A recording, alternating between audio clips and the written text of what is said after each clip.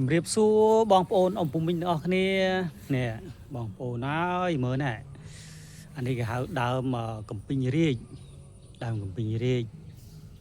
ដើមកំពីងរាជខ្ញុំឆ្នាំនេះទឹមផ្លែនេះបងប្អូនមើលឃើញហ៎នេះទឹមផ្លែនេះផ្លែមកបងប្អូនអស់គ្នាមកបេះផ្លែកំពីងរាជនេះផ្លែកំពីងរាជផ្លែកំពីងរាជនេះទឹមផ្លែលើកទី1ហ្នឹងណាបានប្រមាណផ្លែនេះបងប្អូនណានេះផ្លែនេះផ្លែដែរបងប្អូនឃើញអត់នេះផ្លែ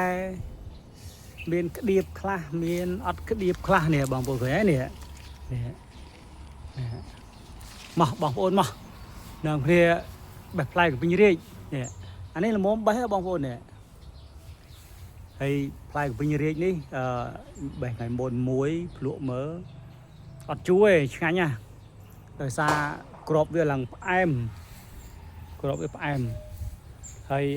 ពេលហូបទៅមានរសជាតិបាទនេះអូឆ្ងាញ់បណ្ដោយបងប្អូន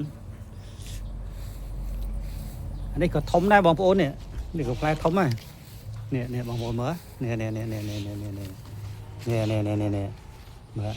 ឡើងប៉ុណ្ណាណៃបងប្អូនឃើញណានេះធំឡើងប៉ុណ្ណាណៃហ្មងអរគុណច្រើនបងប្អូន